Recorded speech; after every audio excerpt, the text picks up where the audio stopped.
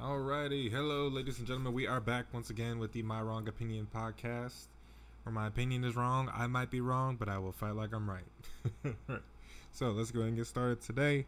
I want to talk about gender roles. I want to talk about kind of like my views on relationships nowadays with men and women, and I guess just kind of share those thoughts. I didn't research this beforehand. I pulled up an article that talks about how Indian cultures view gender roles nowadays, or Indian attitudes toward gender roles.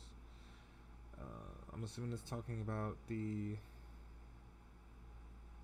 Middle Eastern. Yeah, they're talking about not Native American Indian, but which I don't think they would ever classify like that. You know, I'm not going to get canceled off stuff like this. You know, let's move on. Okay, so let's go ahead and get started, and let's talk about some stuff. All right, so let's see what we got here. Okay, so key findings on Indian attitudes toward gender roles. Okay, so let's see what happens. Indian adults nearly universally say it is important for women to have the same rights as men. Ooh. Well, that goes against stereotypes, doesn't it? 8 in 10 who say it's very important.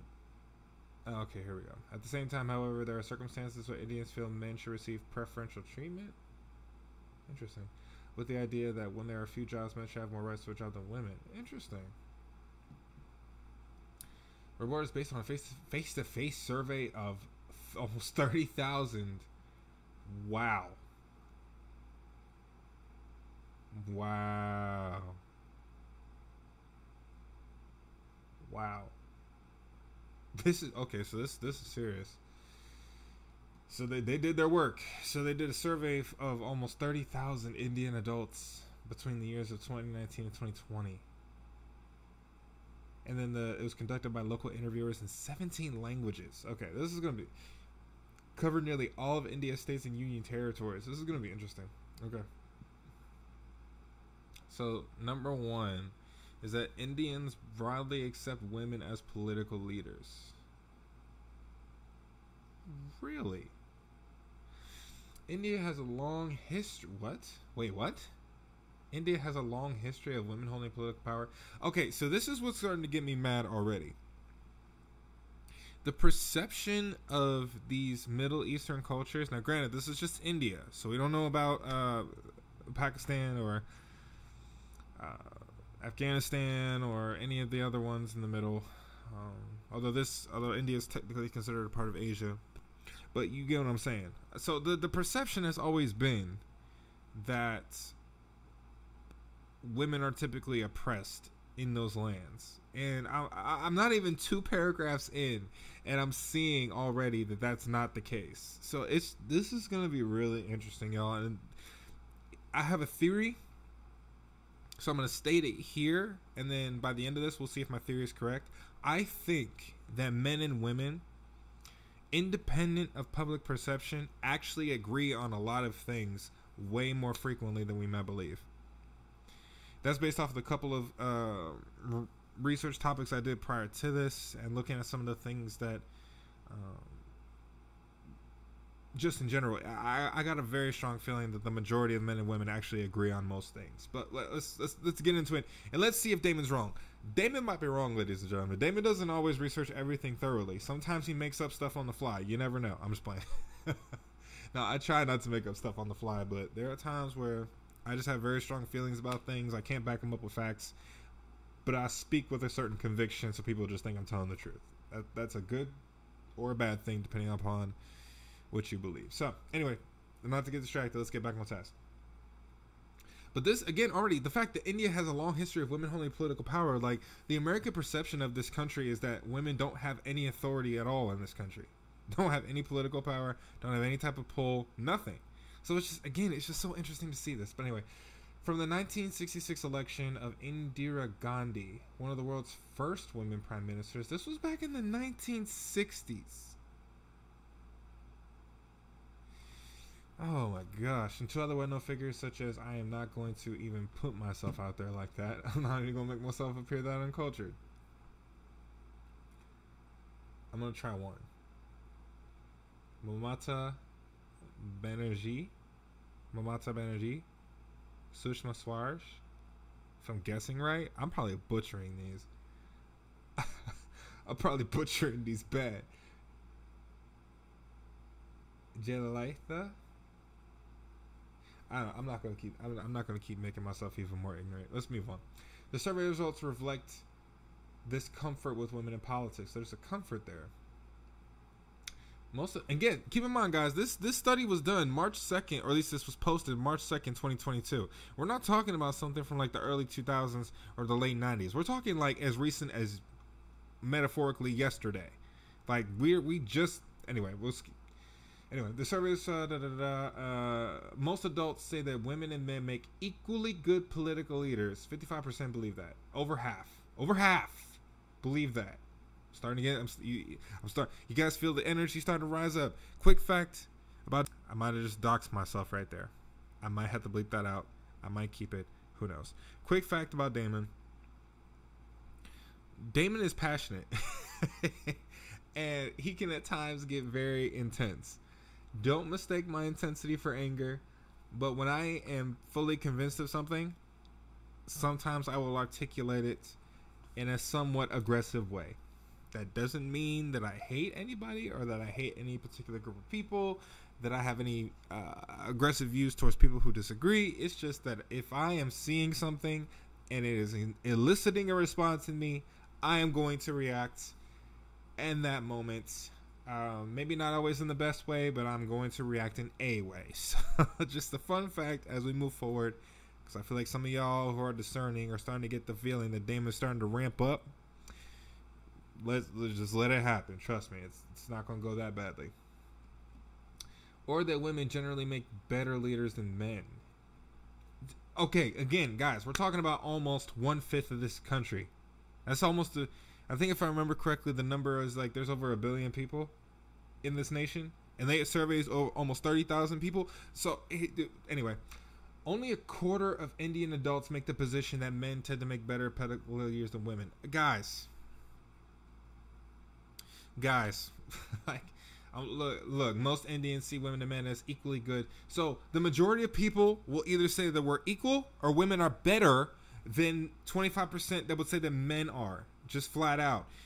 Guys, I can't anymore. Like, this just goes to show, I mean, it doesn't disprove a lot. It doesn't disprove everything, but it does show that the narrative that continually gets perpetuated might not be accurate.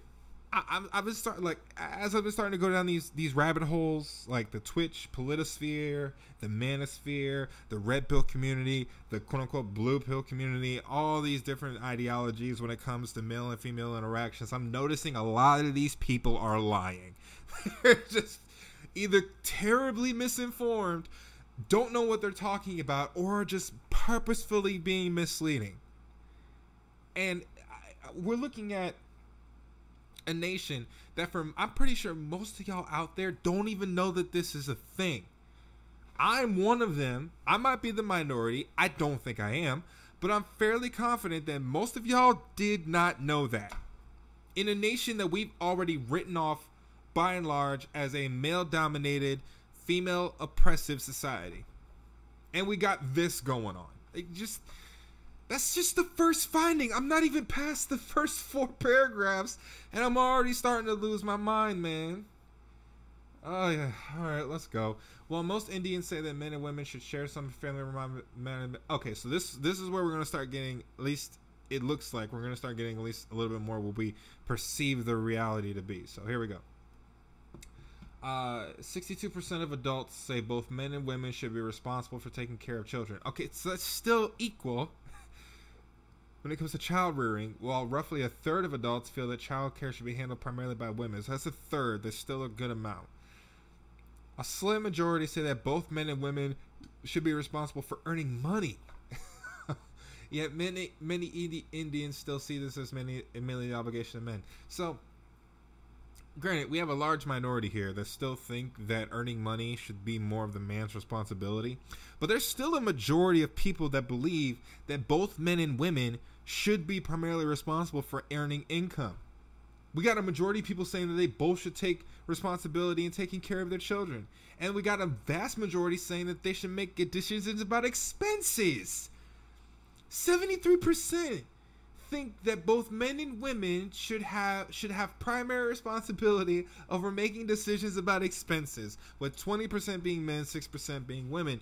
Like, guys, I don't know.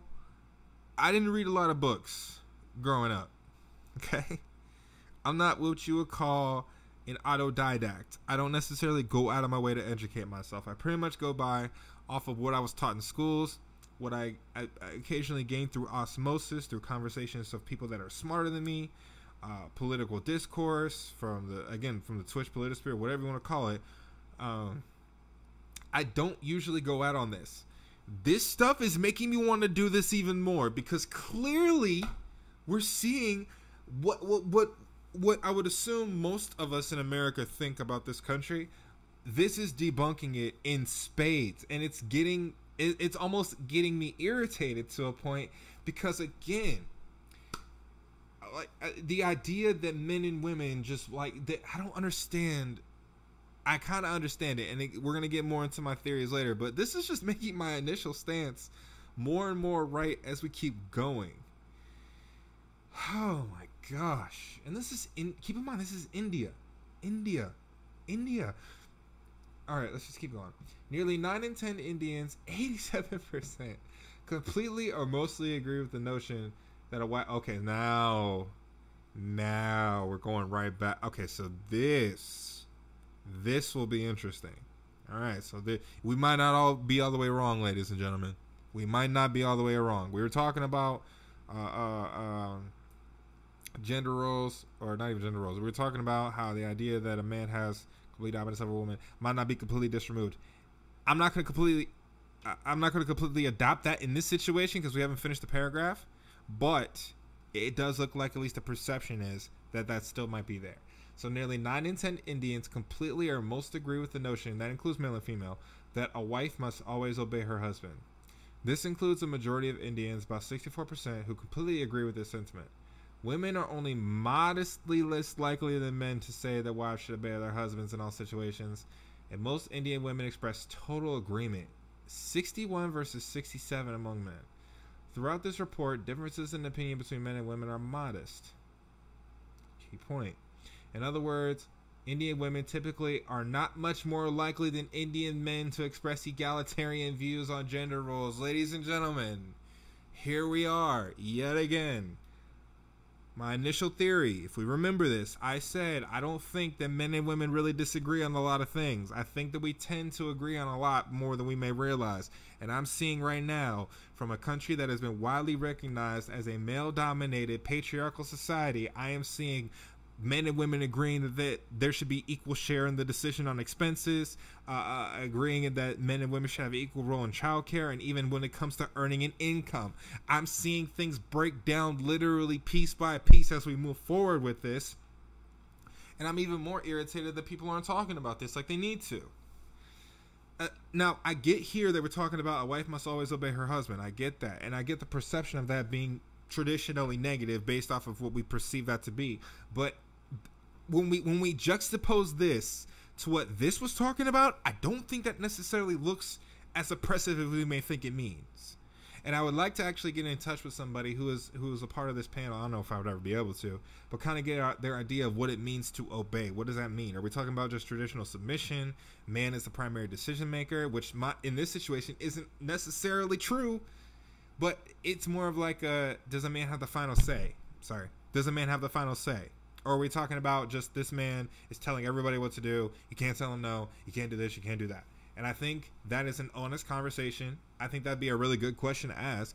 And I actually wish I could get a chance to ask that. If there's anybody who ever would listen to this that is from India or is familiar with Indian culture that would like to speak on this, please feel free to, because I'm open to having that conversation. So point 2, let's move on. Point 3, an overwhelming majority of Indian adults say it is very important for families to have both sons and daughters, and a substantial share are accepting of sex-selective abortion. Like it's just continuing. It's just haymaker after haymaker after haymaker of presupposition, public perception, social media influence, freaking reports from any political pundit in this country. It's just continuing to deconstruct right in front of our faces, ladies and gentlemen. Now, granted, this is just one country.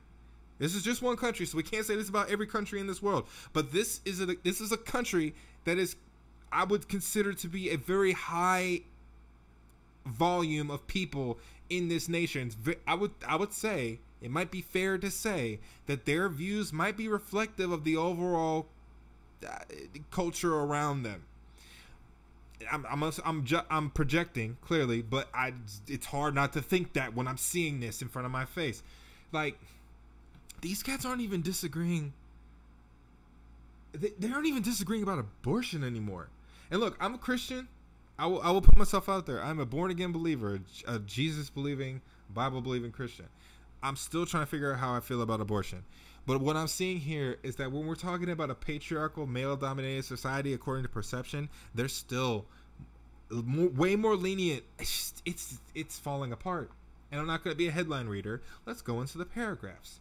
Indians are united in the view that it is very important for a family to have at least one son and separately a daughter. So it's not even that far off. 94% think that they should have at least a daughter and a son. Or 94%, 90% anyway. Historically, in Indian society, though, families have tended to place a higher value on their sons than their daughters. Okay, so that is referred to as son preference. So historically, that is true. The historical, I guess, makeup of the country was that son birth was more preferable than female birth or daughter birth. One enduring manifestation of son preference has been the illegal practice of sex-selective abortions. Ugh. Interesting. Using ultrasound and other tests. Okay, so wait. I might have to double back what I just said. Oh, sounds bad. Wait. So wait, because in this context, sex selective means that we're aborting females. But in the top paragraph, they're saying the majority of adults say it's important for families to have both sons and daughters. And a substantial share are accepting a sex-selective abortion. So is that saying that they both agree that there should be at least one son and one daughter, and also that if the child is a sex that they do not prefer, that they should abort that? Is that saying that? Because if that's saying that, then we got a whole nother problem here. Let's see. Okay, hold on. We might go into the deep water here, gentlemen. Ladies and gentlemen, we might be going into a space that I wasn't ready for. Oh boy. Let's see where we go. The survey says that 4 in 10 Indians, that's about 40%, say it's either completely acceptable or somewhat acceptable to get a checkup using modern methods to balance the number of boys and girls in the family.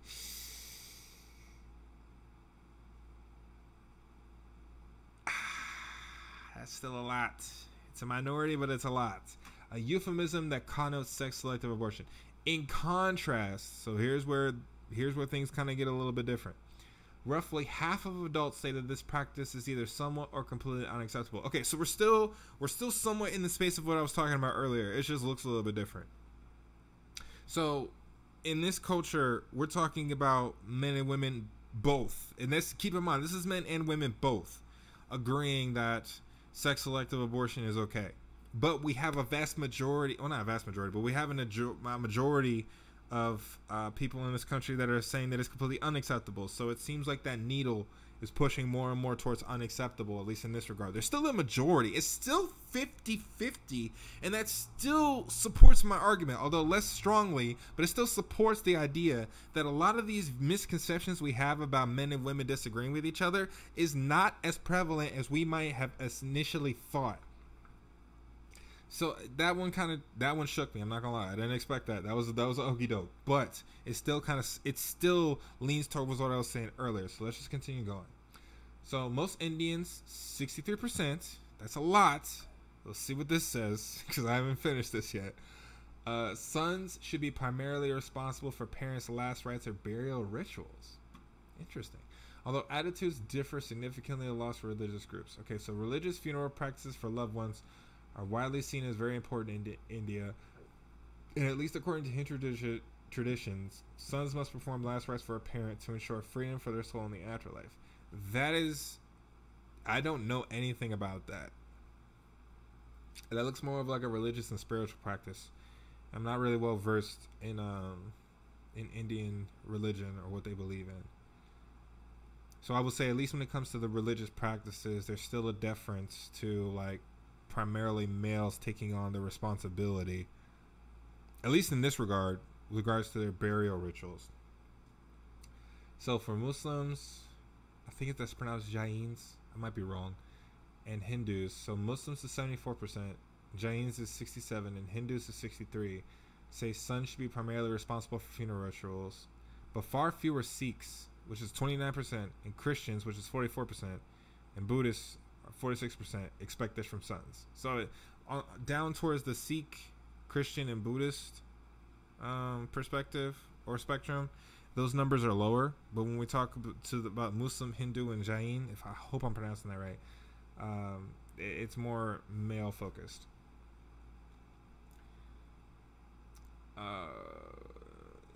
Okay, so Muslims and Christians write about burial rituals, while other respondents write about last rites. So I guess that language is important. Okay, so Sikhs, Christians, and Buddhists are more likely to say that both sons and daughters should be responsible. Okay, so that's, I hate using the term, but it looks, I mean, that I think progressive is the term for it. I don't know.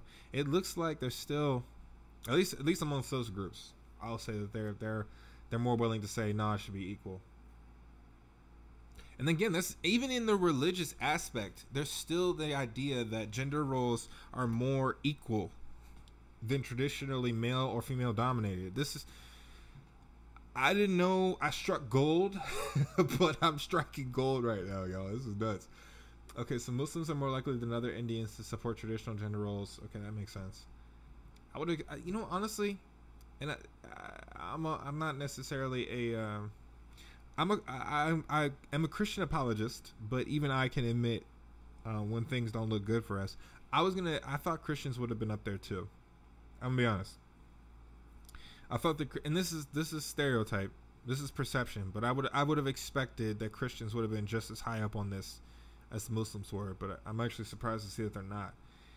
Sikhs are often least likely. For example, while most Indian Muslims, 61%, say that men in a family should be primarily responsible for earning money, just 17% of Sikhs say this. So what is the difference between, okay, I'm not going to go too deep into the religious dive, but what is the Sikh faith? Like, what do they believe in? How much different is it from Muslim faith?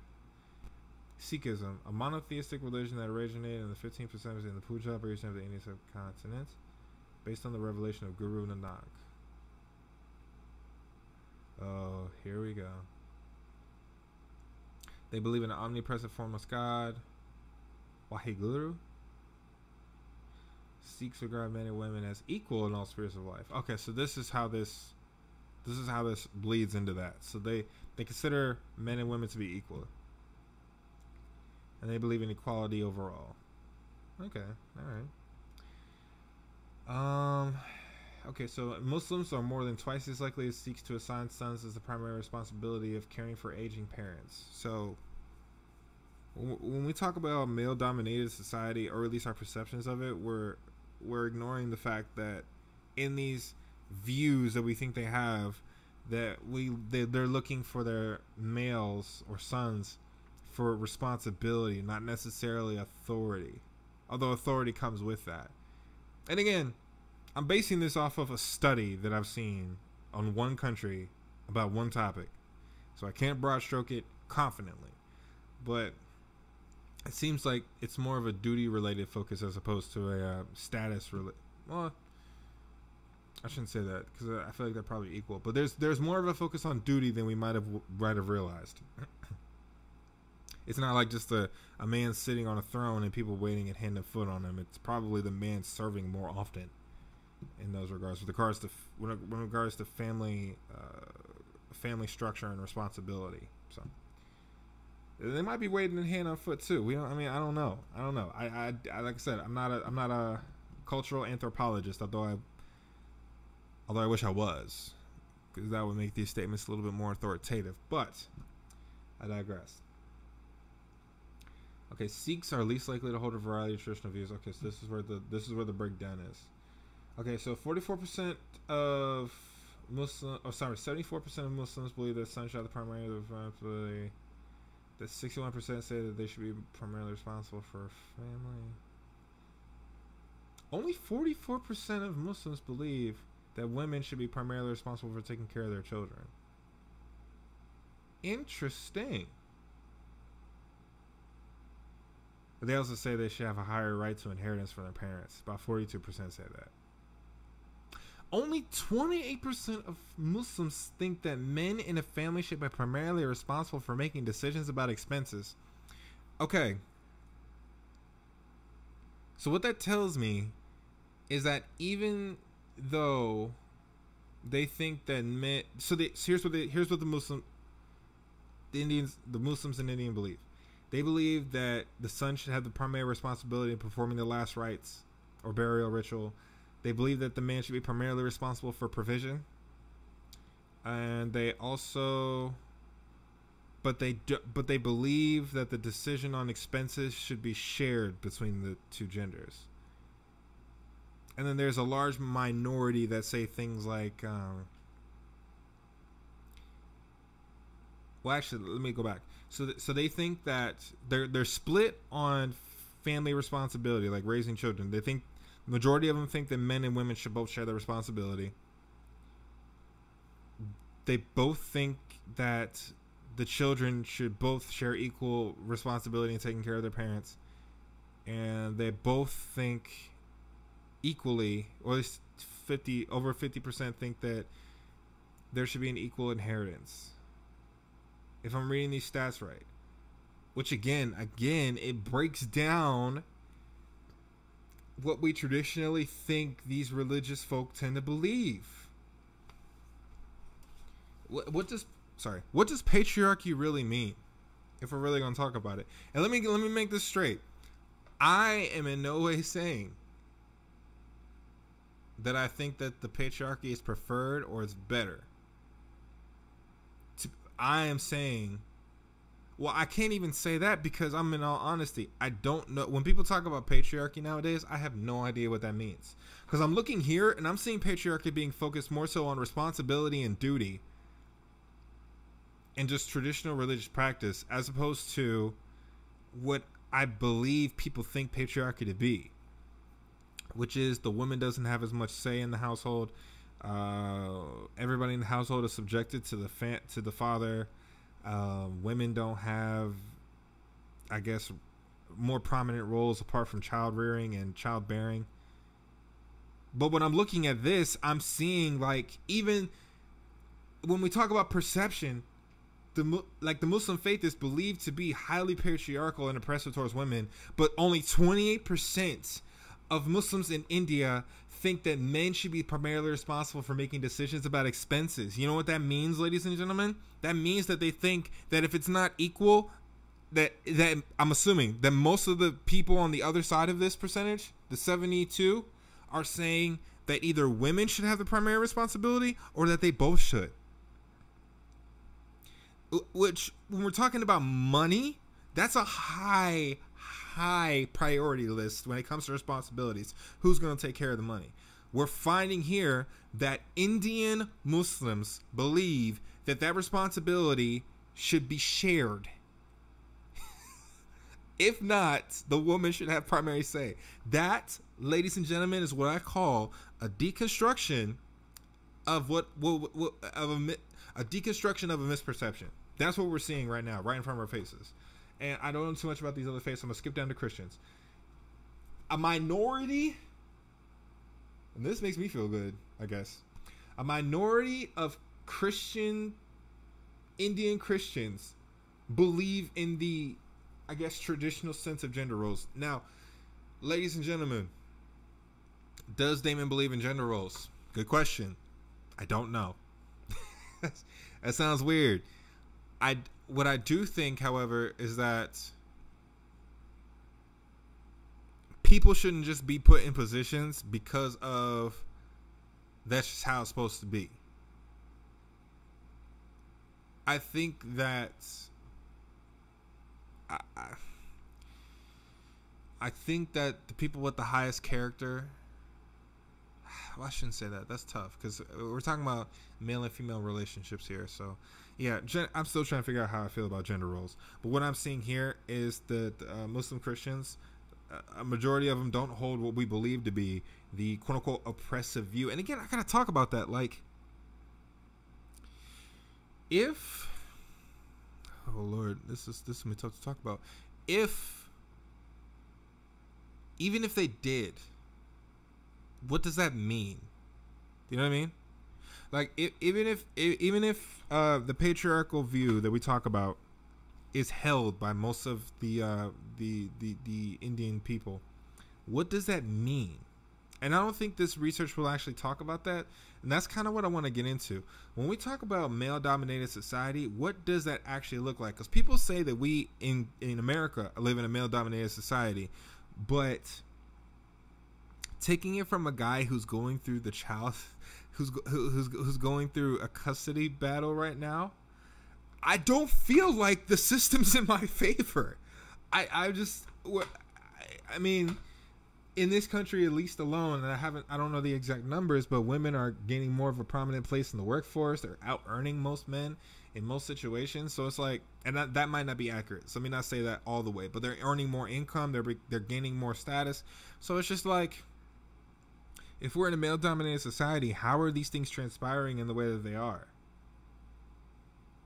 And that sounds bad because it sounds like I'm being ignorant, and I probably am. But I mean, I'm trying to think about, if a male-dominated society is fundamentally bad, how is it that women are still gaining and improving and growing, trending upwards in a lot of these categories? Is it just that they're breaking down those glass ceilings step by step by step? Or is it possible, and this is going to get to what I'm talking about later, is it possible that we're not that opposed to each other as we may have once thought? That maybe, just maybe, there are a lot of men that support, encourage, and actually promote the idea of a woman having a more, having a higher presence in the workforce, wanting to earn higher wages, becoming more self-sustaining. Like, I just, again, and whether that's right or wrong, we will discover together, ladies and gentlemen, because unfortunately, Damon still doesn't have an idea what that means yet. I'm still trying to figure out whether that's good or bad. I don't know if it is or if it isn't. I think it is. I would say on its face, I think it is. But we also, I don't know if the implications behind that, like if women, well, actually, no, I take it back. No, it's a traditionally good thing. I think, right? Like women that are traditionally earning more income, they're having a more presence in the workforce, they're able to be more self-sufficient. I would think that would be a good thing. Actually, I take that back. I think that's a good thing. Right? It should be. I don't see how it could be bad. At least in my mind, I don't see how it could be bad. And again, I haven't really thought about it too much, but anyway.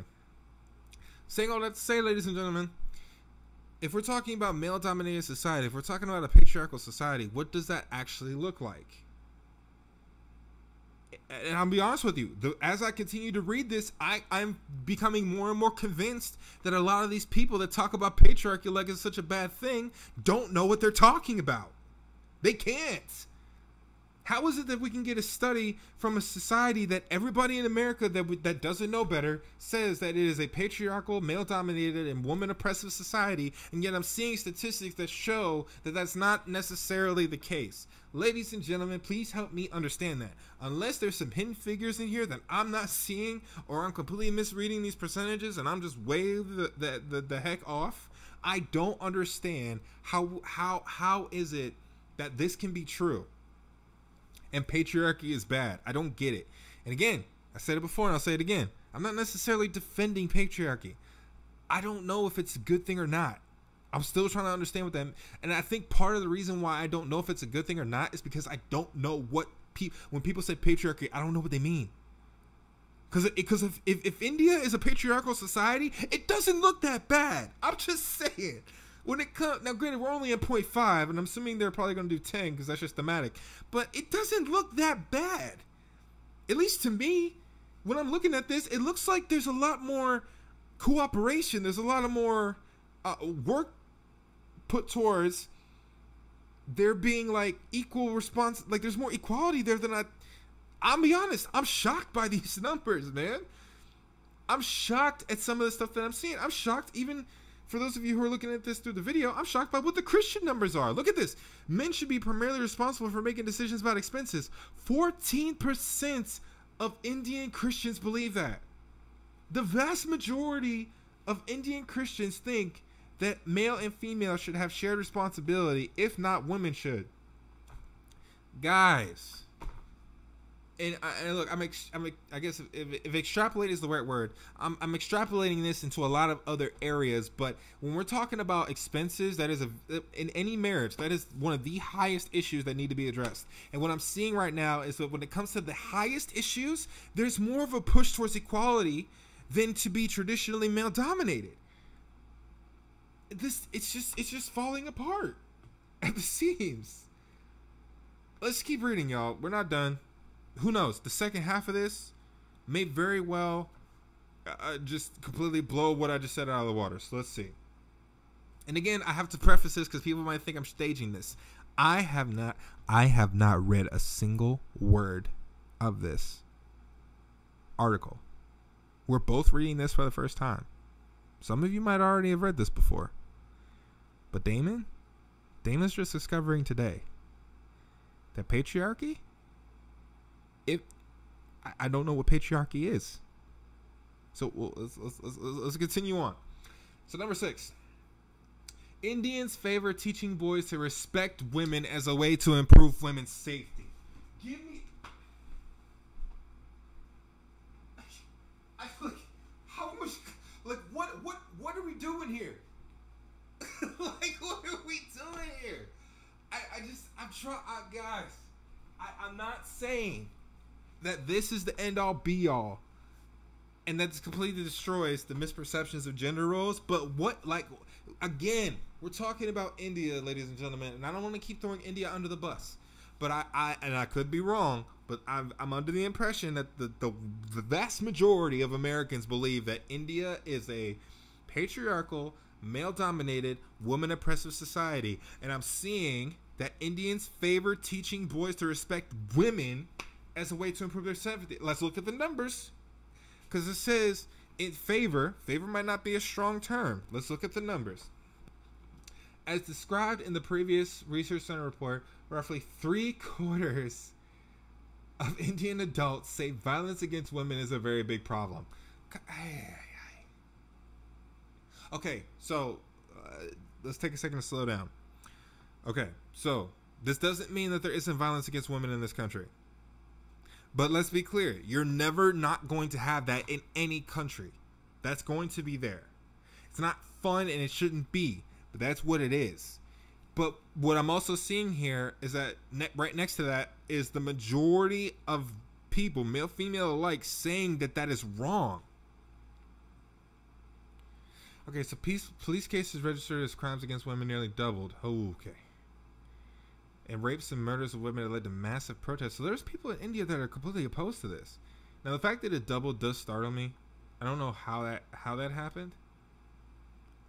And that's a lot. That you said it doubled, and that's recently too. So this might be where the whole patriarchy thing comes in. This might be where it comes in about the violence against women and like the things that are happening to women. I kind of want to dig into this to see what this is. The article, in case you guys want to look at it, is from the International Growth Center. So this is a blog. No, it's not. It's not a blog. That's I'm not going to go into this one. I'm not going to go into this one, but when I post this video, I'll put the link in there.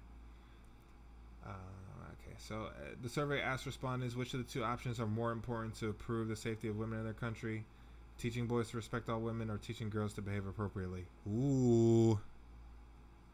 If this is not the topic of discussion in our country, sorry, I'm not trying to be facetious, but we're about to find out. About half of Indians say it is more important to teach boys to respect all women, while roughly only a quarter say it's more important to teach girls to behave appropriately.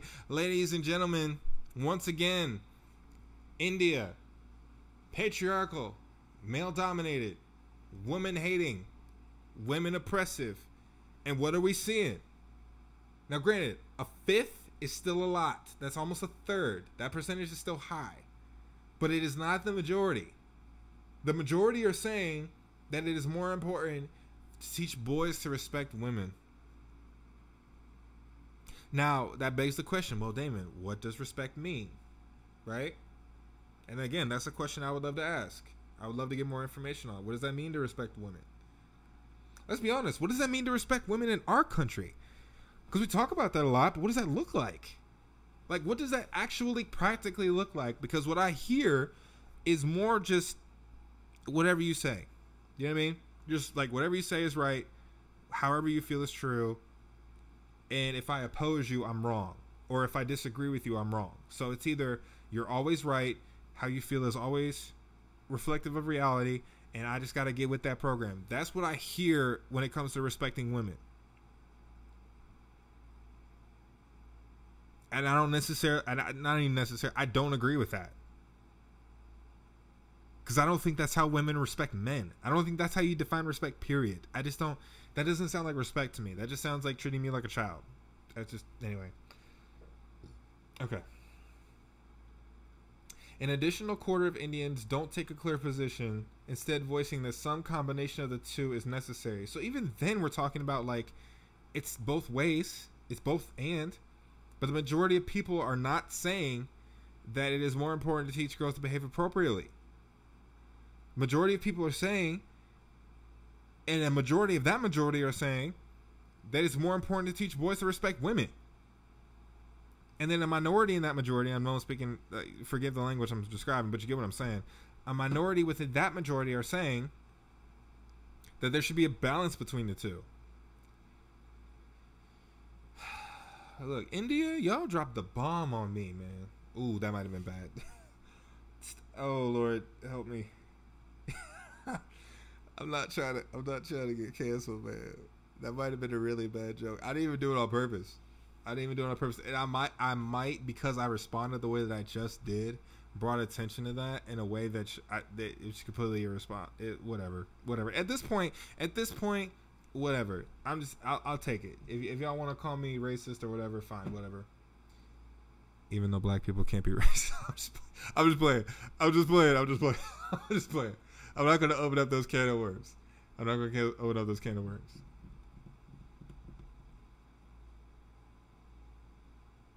We can be racist. All right, let's keep going. All right, number 7. Compared with people in other countries around the world, Indians have relatively traditional views on gender roles. Okay, so that part is at least still accurate. Traditional views. Although Indian adults are roughly in line with the global median in their supports for equal rights for women. Interesting.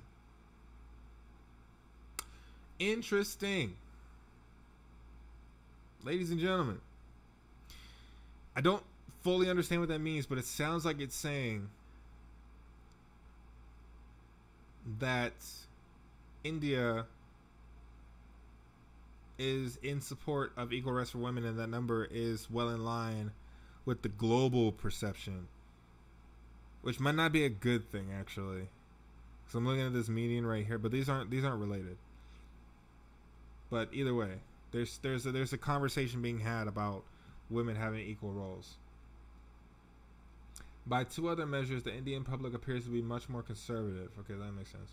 According to a series of other surveys conducted by the center in recent years. Okay, so let's look at this little graph right here before we finish that last paragraph.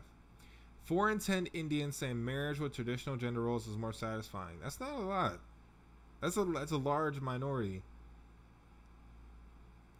More satisfying. Okay, so when it says traditional roles, they're saying more satisfying if the husband provides for the family and the wife takes care of the house and children. So in India, so this is India. In India, 40% are saying that, and in America, which it doesn't surprise me. 21%. Sweden is 3%. Germany and Canada are 15. The UK is 17. But here's the thing. Here's the important statistic we got to see. So for that 40%, that means that 60% think the opposite. So when we're talking about, again, even in a country that is more traditionally conservative, even in this society, they're saying that a traditional role isn't necessarily more satisfying. Now, more satisfying is a very subjective term. It might just mean that it's not necessarily, when they say more satisfying, it's not saying that they're like happier because of the role. It might just be because like the 60% don't say that it's dissatisfying. It's just not more satisfying. So that might be where the numbers are kind of off a little bit. But the perception is still there. Like the reality is still there, that the people in this country aren't saying that that is their preferred way to be. Like it's not more satisfying as in that's how it should be, or that's how, I shouldn't say that. Let me not say that. It's not, it doesn't necessarily improve their quality of life per se for there to be traditional gender roles. They're just saying that, and I'm talking about the majority of folks, they're probably more than likely saying it's a 50-50. It's a give or take. It's not good, it's not bad, it's just kind of what it is. But if we line that up with the rest of the statistics, I mean, the needle is pushing more towards equality than anything else, which is actually, I can say, is a beautiful thing. And that's going to bleed right into what I'm going to talk about after this. How far are we in this? 46 minutes. All right, I'm going to try and wrap up soon. Okay, so only 1 out of 61 countries surveyed has a higher share of adults than in India who agree completely with the notion that men should have greater rights to a job than women when jobs are scarce. So that's the qualifying condition. When jobs are scarce, they think that men should have more rights to a job than a woman should. So only 1 out of the 61 countries surveyed has a higher share of adults than in India. That's actually a very confusing sentence. So what it's saying here is that India has a certain amount of adults.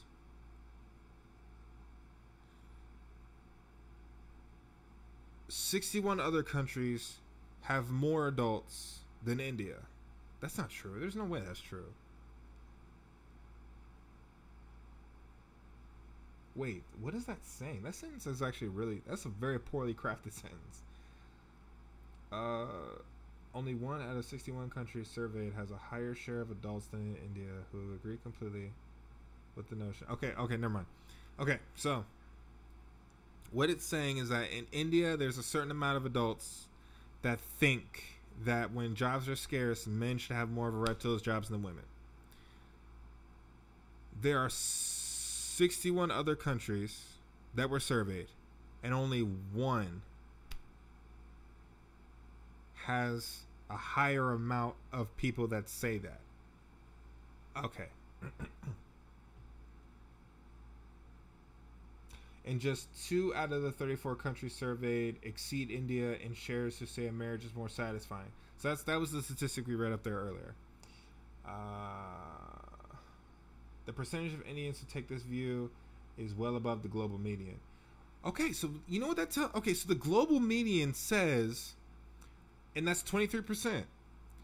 Global median, meaning that out of the world. Now, granted, not every country was put on this graph, but it's enough to be substantial. The majority of the world does not agree with the idea that it is more satisfying in a marriage to have traditional gender roles.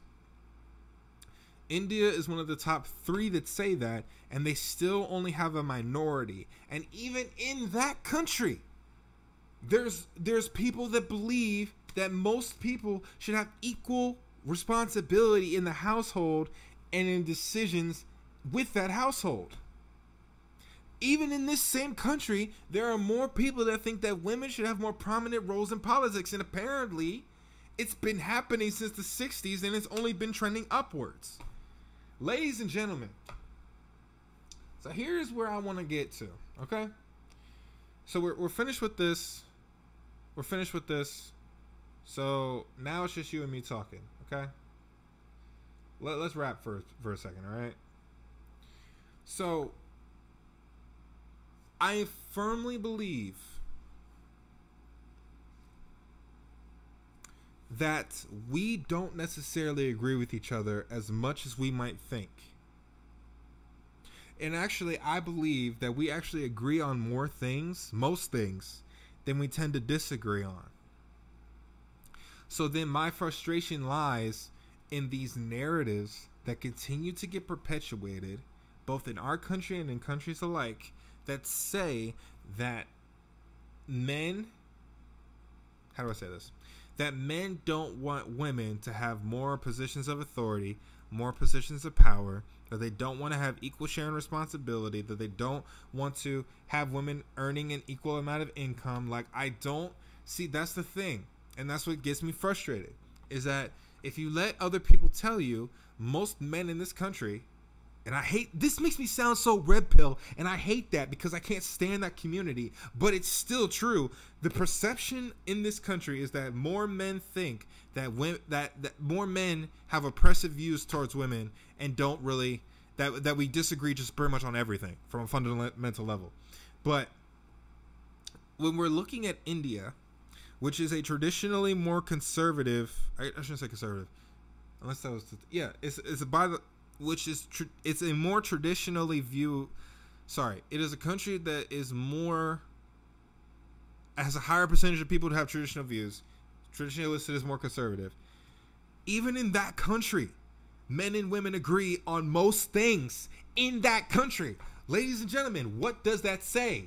If that country can say all that, what does that say about us? Ladies and gentlemen, I've been doing some research on abortion lately.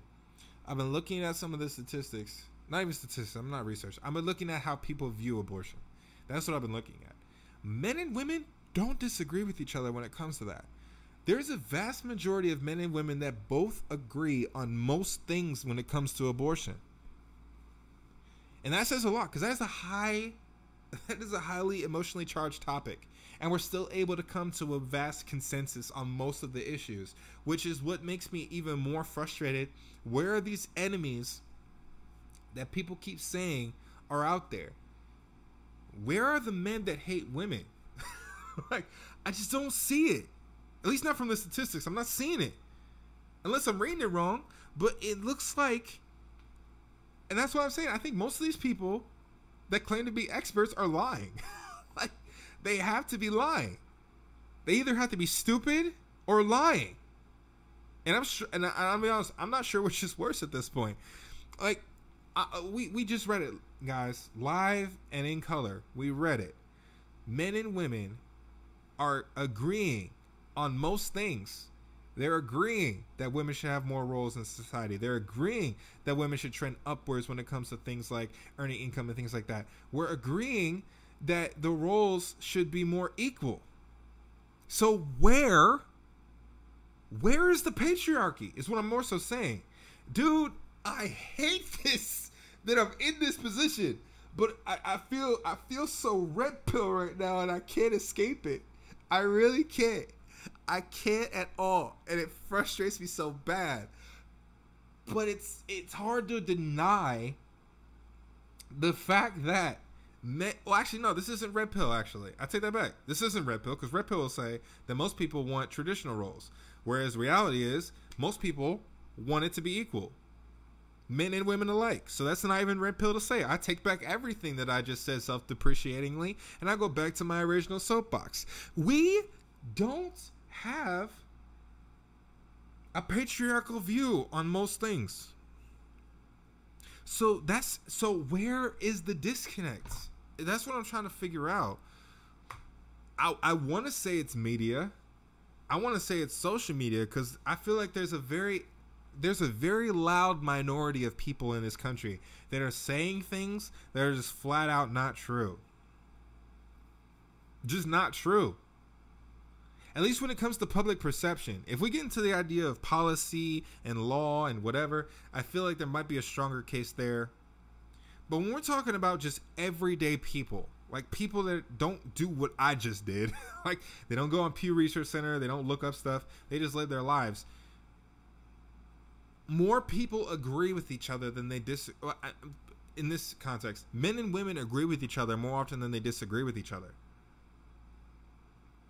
Men and women get along way more, at least in their views, in what they believe, and what they think.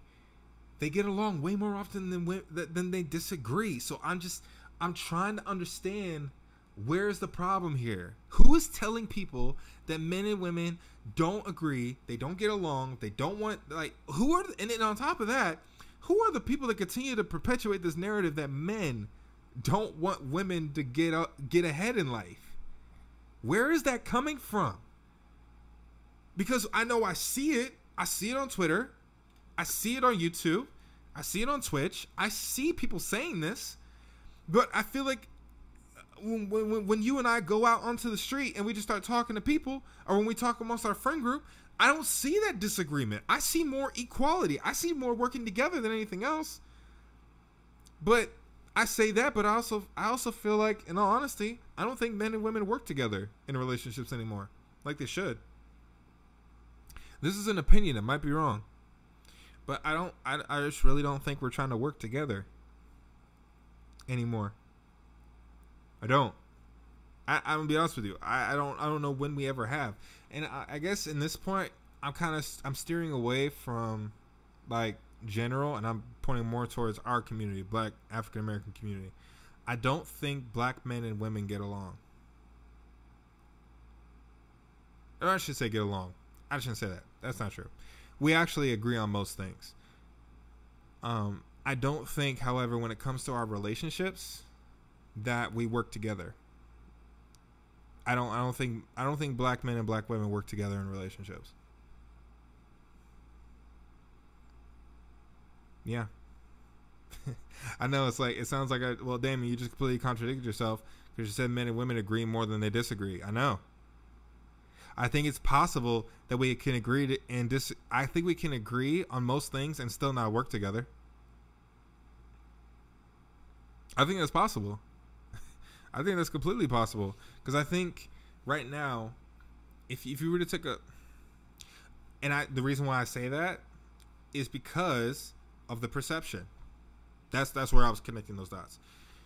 Even though statistically speaking, men and women agree on most things, and this might be true in other communities, but I don't know for sure, so I'm only going to talk about ours.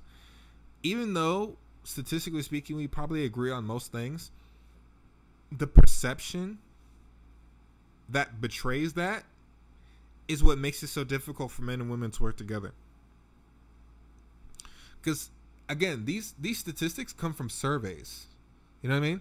Like, somebody is going with a pen and paper and asking somebody a question, and that person is answering the survey person. They're not talking to the significant other. They're not talking to their girlfriends or their wives or their friends. They're not having those types of conversations. These are ideas that are in somebody's head. These are beliefs that they have that they might not have always shared out loud. So I think even though in reality, and this is what I'm talking about, I'll call it the hidden reality. The hidden reality is that men and women agree on most things. The expressed, quote unquote, reality is that we disagree on everything. Because when we find if I'm trying to pull all my thoughts together, I think because we find ourselves fighting so hard on certain topics that it really does look like we don't get along at all. But if you were to ask us in isolation, like if you put woman in one room, man in another room, ask them both the same questions, you're going to find that they agree on most of those questions. But the problem is when you get the man and the woman together in a room and they're talking to each other and you throw those questions out, you'll probably find that they'll be in contention more often. And why is that? Because of the perception. Like the perception. And actually, I take that back. You don't even got to separate them. Put them both in the room, ask them the same question. And this is me being charitable. I would assume that they would probably agree on most of that stuff. So why does it look like men and women don't get along? Why does it look like men and women just for some reason, especially in our community, just don't want to work together? Why is that? I believe either one of two things are true. Either one, we're believing in our perceptions more than we're believing in our truths or the truth, or there's a very loud minority that people are listening to, and they're listening to it because it's entertaining. But the downside, obviously, to that is that you allow that to literally color the rest of your world. So now, even though you may not have known it, you're listening and looking to, when you're watching videos on YouTube, or when you're looking at Twitter threads, or when you're looking at Facebook posts, you're looking at a very loud minority of people that are expressing views that are extremely destructive towards the unification of man and woman. Like, you're looking at that. However, because it's so entertaining, or because you're so entertained by it, you'll continue to look at it, you'll continue to engage with it, you'll continue to talk about it, and then what you'll find out is that there are other people that agree with it, but even those people are still part of the minority. And then and then slowly but surely you start believing, wait a second, do all women believe this crap? Or do all men really think like this? And you'll never know that not only is not true, it's a vast minority of people, but you'll never know that because the people that agree with each other not everybody has a Facebook page. And not everybody has a YouTube channel. Not everybody has a Twitch channel. And unfortunately, I don't think a lot of those channels that would say those, that would actually reflect reality, I don't think those get a lot of views. I don't think those get a lot of attention. Because obviously it's more entertaining to listen to drama than it is to listen to anything else. So that's why I think it's twofold. It's either both, either or both. That we have bought into well, actually no, they kind of connect with each other. We are looking at a minority of people that are extremely loud about their extremely divisive and destructive views. And we allow that loud minority to overwhelm the vast majority of equality and community empowerment and support and encouragement, and we allow that to completely wash over that, and we allow that loud minority to express the majority. I'm talking in philosophical terms, and I'm hoping you're following with me, but I really do think that there's a very loud minority of people, and I'm going to keep repeating it because I think it's important to emphasize. There is a very loud minority of people that are expressing views that we all accept as reality, even though it's not true. Because we just looked at it. We looked at a society that even though it's not all the way accurate, we're still looking at a society that is more traditional than most other countries in the world. They exceed the median by about 20%. And even in that country, those traditional views are a minority. And when I say that, I mean more so that they find it more satisfying to be in a traditional role.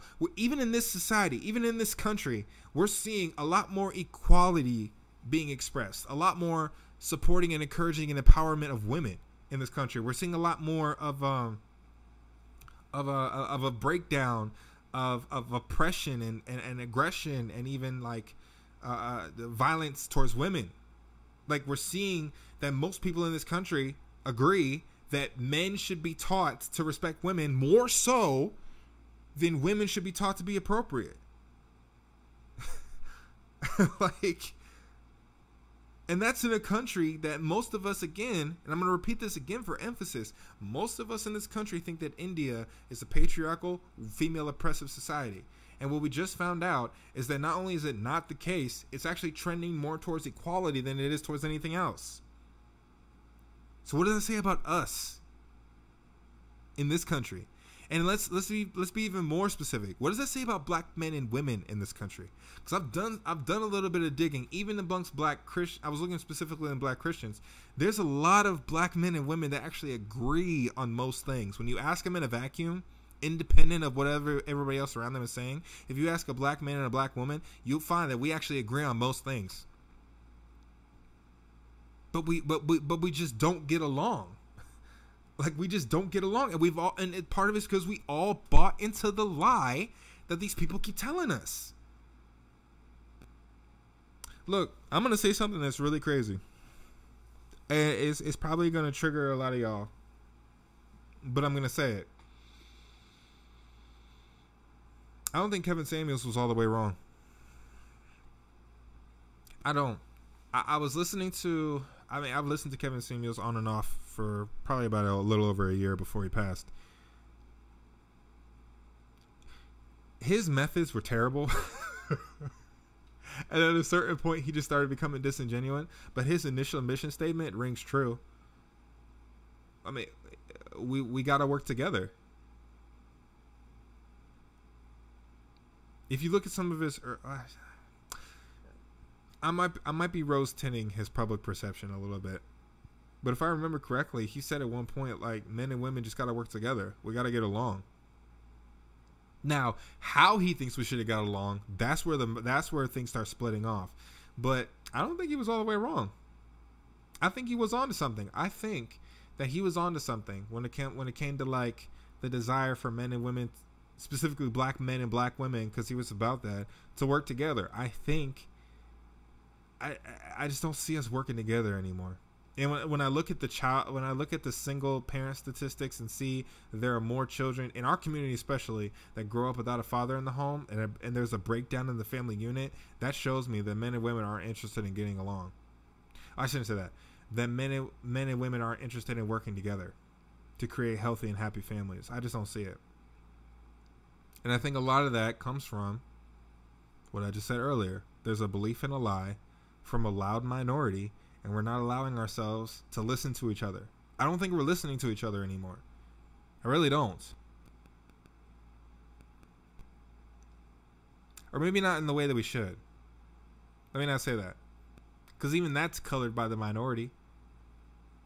But I think it's hard to describe, but you get what I'm saying. I think that if we didn't have these loud minorities talking to us in the way that they were, we probably would actually get along way more often. And I'm not going to put all of the blame on social media. It shares a lion's share of this, but I really think a lot of us got to take ownership of the fact that we never even bothered to ask. Like, even ask the question. You know what I mean? Like, ladies or women, whichever you prefer me to say, like, what does it look like for us to respect you? And can we have a conversation about that? Does it have to be your demands and we can't talk about what that looks like? Like, do we have to completely just accept all of your demands? And if we don't accept that, then we're being misogynistic and woman hating? And guys, like, are we able to admit that we might be wrong about some things? Like, are we actually able to say, like, we have continued to perpetuate this narrative that hasn't been helping you ladies out? Like, the idea that competition in relationships are a good thing, or like the idea that, like, I don't know, that we can have consequences without commitments, or continuing to give women these standards that are just not realistic. But women, can we agree that it's not all on us? Like, sometimes you guys are our enemies more so than the white people are. That sounds crazy saying it, but sometimes, ladies, this is gonna be real uncomfortable for me to say, sometimes you guys are our worst enemy. Like, and the same thing on the other side. Like, fellas, sometimes we're our women's worst enemy. And I don't think it should be that way. I don't think it has to be that way. And I think once we allow that veil that we've allowed social media, I'll keep calling them the loud minority. Like, the more that we've allowed that loud minority to put that veil over us, the more, I think that if we, like, allow ourselves to kind of let that veil fall off and rip it down, and we actually like talk to each other, and not just talk with our own, like, pre-built points that we want to shoehorn into the conversation, but actually talk to listen. And that goes for men and women. I don't believe in the idea that women are naturally good listeners. I don't believe that. Like, I don't think that men are naturally good listeners. I don't think that women are naturally good listeners. I think that human beings in general are very self-centered and care more about their interest than the interest of another. So I'm asking us to be very counter-natural, if that's even the right term. And I'm asking us to just like, let's actually listen to what each other have to say and not judge it, label it, or put it in a box that it shouldn't be put in. Like for a man to say, I want a woman who's not going to continue to argue with me every second I'm in the house, that we don't look at that as insecurity or a man being selfish. And fellas, when a woman says that I want to have more of a say, or if I want to be treated as an equal, that we don't look at that as like, oh, you're just in your feelings, or you're just trying to take over. I don't think that when women say like, I want a man, like how do I say this? And I really, this is the part that always gets tough, because I really wish I had like just like right in my hand, here's what women say. But I think like when women express, I'll take this back. So when women are expressing their concerns in a relationship, then they're not just being emotional. Like, guys, can we do that? Like, can we actually give credit to how they're feeling, validate how they're feeling without necessarily allowing it to dictate reality? Can we actually allow women to express like their dissatisfaction with certain things without automatically treating it as, like I said before, just being in your feelings and you're not thinking clearly? Like, can we have conversations about this type of stuff? You know what I mean? Like, can women admit certain things about themselves that aren't necessarily the best appearance wise? Can women admit that you're actually not the best listeners in the world, and that you often want to subscribe to shaming language to try and win an argument, as opposed to actually allowing my disagreements or my grievances to be valid? And men, like I said, on the same vein, can we actually seek out to listen to women as opposed to just trying to break down their points that they try to make or their disagreements that they try to propose? Can we allow a female perspective to actually have some type of credibility in our conversations instead of always just being so logic based all the time? Logic is good. But this is this is my red pill hate. This is why I can't stand the red pill community. The idea that logic trumps all is just not true. That is a childlike fantasy to say that. These people that claim to be all logical and not emotional are these people are the freaking plague. I almost cussed. Do not trust people like that. Okay? Because they're lying to themselves. Everybody has feelings. Everybody has feelings. Everybody gets hurt. And everybody makes decisions, makes judgments, and has thoughts that are based off of their emotions. Even the most logical person in the world has feelings. And sometimes their feelings dictate what they do. Don't let these people tell you different. Don't let these people lie to you, man. Don't let these red pill folk tell you that they're completely devoid of emotion when it comes to the decisions that they make. Most of these, I almost cussed. Most of these niggas are lying. I'm just gonna say that. Most of these niggas are lying. They have some facts, some statistics that are accurate, but their rhetoric and the way that they apply it is extremely unproductive. Most of these conversations they have with women, it's not about actually engaging with their points. It's, I already have a list of my statistics. I'm going to continue to just grab and strong arm this conversation in every way I want it to go, just so I can break down what I'm gonna trick you into making a statement that you might not necessarily have believed in, but I need you to say it so that I can refute it so that it looks good for the camera. That's how these cats move, bro. Some of these cats, I can't say all of them, because I think some of them actually genuinely mean well, but like the louder portion of these folks, that's what they do. They just shoehorn these conversations into these narrow lanes. If you noticed, and this is where I go a little bit into my red pill rant, if you noticed, most of these red pill folk, they always say like the same 6 or 7 points. Almost all of them say it. Kevin Samuels is a part of this. He's not different. They do. I've listened to the Fresh and Fit podcast, and I'm gonna call them out by name. I've listened to these guys before for like almost a year, same as Kevin Samuels. And what I noticed is that a lot of the points that Kevin Samuels made, these guys made. And these guys have been making these same points. Literally every After Hours Live is the same points Every single time. Women don't date down. Men want women who are traditional.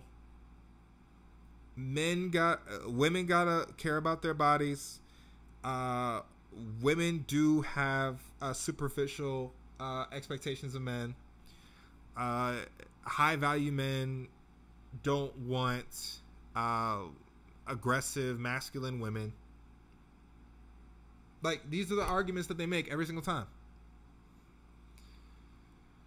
64% of black men are single and childless. Or no. What was it? What was the statistic? Like 75% of single men are black men are single and childless. 64% are in the middle class. Kevin Samuels said that like he was on repeat.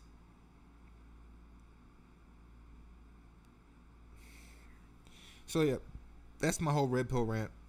But the point I'm making, man, men have to do a better job at allowing the female perspective to be the female perspective. It doesn't always make sense, but it doesn't always necessarily mean that that's wrong. Sometimes it is wrong. And ladies, you got to humble yourselves and admit that. Sometimes you are just wrong. Like, sometimes you're just wrong. And you got to work on listening just as much as men do. Shocking, I know. But this is coming from a guy who actually wants men and women to work together in relationships, as opposed to us constantly just being opposed to each other or treating each other like we're the enemy. I wish I had a better way of explaining this, and I hope I'm explaining it good. But guys, I just pulled the veil down. Men and women get along on most topics. We actually agree with each other on more things than we disagree with. So this is a call for us to actually work together again. You know what I mean? Actually start building. I hate saying building because it almost doesn't mean anything anymore when people say that. But I really do. I want us to actually like work towards like cooperation. Like, work with me. Like, work with me. I'm not working for you. You're not working for me. Let's work with each other.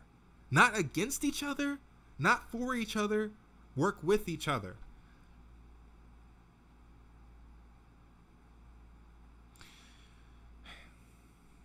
Yeah. Because I think if women, look at me talking like I know everything. Men, I think if you allow yourselves to actually allow the female perspective to be a little bit more valid, you'll find out they actually have some really deep insights into things that you wouldn't have otherwise thought of. And ladies, sometimes you do got to allow your feelings to be put in check by reality. Sometimes you're wrong. And guys, you're not always right. You can't deny one side of the field. God, I mean, if we're going to be biblical about it, God made us both in his image. Which means that if you got to admit that's the way that women think, to a certain extent, God thinks in a similar way. Granted, he thinks on a different plane than we do. And women got to be the same way. Men think differently than women do. But God also thinks the same way too. We can't work opposed to each other.